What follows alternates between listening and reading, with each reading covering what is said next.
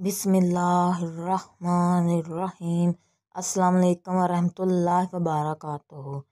नाजरीन, आज का हमारा मौजू हज़रत मूसा अलैहिस्सलाम की शैतान से मुलाकात। इब्लीस का ताल्लुक जिन्नात में से है, जिनमें से बाद इसके साथी शयातीन जिन्नात हैं, जबकि बहुत से इलाके इबादत गुजार नेक और इबादत गुजार मुसलमान जिन्नात हैं। इंसान को अल्लाह ने महदूद नज़र से नवाजा है, यानी वो जिन्नात को बराह रास्त नहीं देख सकता। यही वजह है कि इनमें से बाद शयातीन हमारे इर्द गिर्द हमारे दिलों में वसवसा डालने को मौजूद रहते हैं, मगर हम इनको नहीं देख सकते। लेकिन अनबिया कराम अलैहिस्सलाम को अल्लाह ताला के ख़ास बंदे होने का शरफ हासिल है, और बेशक अल्लाह ताला ने अपने बेशतर अनबिया अलैहिस्सलाम को लातदार सिफ़ात से नवाजा है, जिनमें से एक ये भी है कि अनबिया अलैहिस्सलाम ना सिर्फ इसको देख सकते थे, बल्कि इनमें से बाज़ का इसके साथ बराह रास्त मनाजरा भी हुआ है। इन वाक़यात की तफसील हम इंसानों के लिए किसी ख़जाने से कम नहीं। नाजरीन, बिलाशुबा अल्लाह रब्बुल इज़्ज़त का कोई भी अमल हिकमत से खाली नहीं। इन्हीं वाक़यात में दो का तज़किरा आज मैं करने लगी हूँ। एक मरतबा हज़रत मूसा अलैहिस्सलाम अपने सहाबा कराम के साथ एक महफिल में तशरीफ़ फरमा थे कि इस महफिल में शैतान आ गया। इसकी हालत कुछ यूँ थी कि इसने रंगीन टोपी पहन रखी थी। जब वो महफिल में दाखिल हुआ तो इसकी अजीबोगरीब हालत को देखकर हज़रत मूसा अलैहिस्सलाम इसकी तरफ मतवज्जो हुए और फरमाया, ऐ शख्स, तुम कौन हो? शैतान ने जवाब दिया, मैं इब्लीस हूँ। हज़रत मूसा अलैहिस्सलाम ने कहा, ऐ शख्स, तू हलाक हो, तू मेरी महफिल में क्या कर रहा है? इस पर इब्लीस ने जवाब दिया, अल्लाह ताला ने आपको बड़ा मकाम व मर्तबा अता फरमाया है, लिहाजा मैंने सोचा क्यों ना मैं भी आपकी महफिल में बैठूं।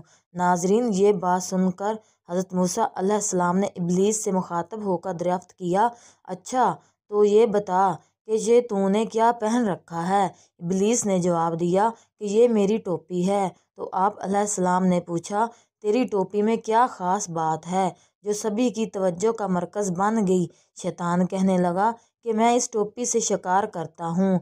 आप अलैहिस्सलाम ने फरमाया, किसका शिकार करता है?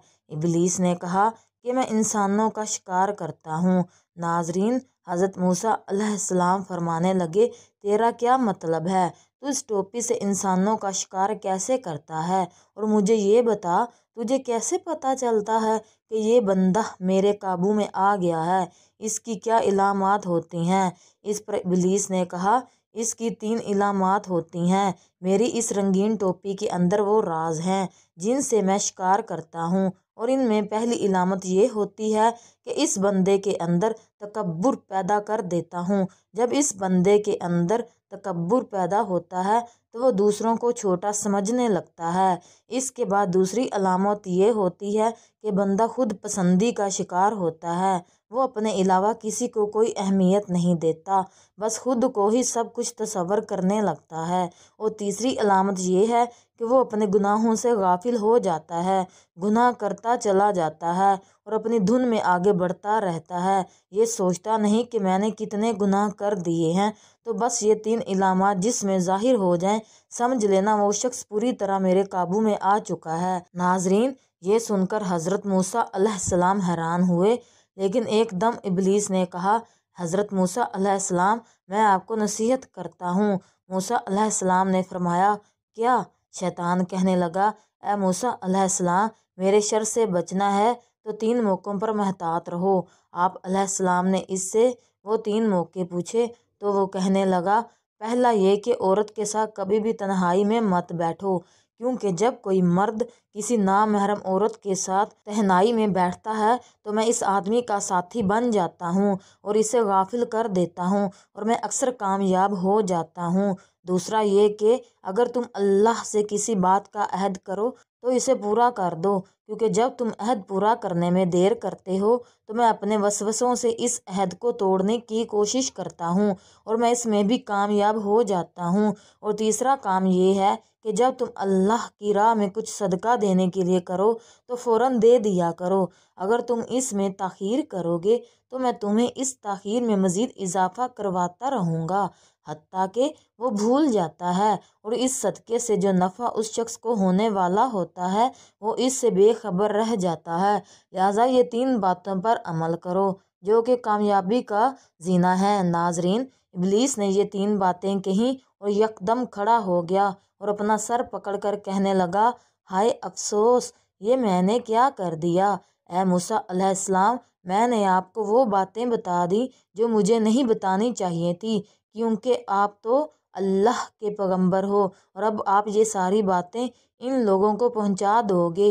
اس طرح ان پر عمل کر کے ساری دنیا اپنے آپ کو بچا لے گی۔ یہ کہتے ہوئے شیطان حضرت موسیٰ علیہ السلام کی محفل سے چلا گیا۔ اس کے علاوہ ایک مرتبہ حضرت یحییٰ علیہ السلام کی شیطان سے ملاقات ہو گئی۔ شیطان آپ علیہ السلام کو دیکھ کے کہنے لگا، اے اللہ کے نبی، میں آپ کو ایک بات بتانا چاہتا ہوں۔ یہ سن کر حضرت یحییٰ علیہ السلام فرمانے لگے، تو کیا مجھے کوئی بات بتائے گا؟ تو خود جھوٹا اور مکار ہے، مجھے تیری بات سے کیا فائدہ، بلکہ میں تجھے ایک بات کہنا چاہتا ہوں۔ وہ بات یہ ہے کہ جو تو لوگوں کے اندر فساد اور شیطانی پھیلاتا رہتا ہے، تو مجھے یہ بتا، جو ابن آدم ہیں ان میں سے تجھے کس قسم کے لوگ ملے ہیں؟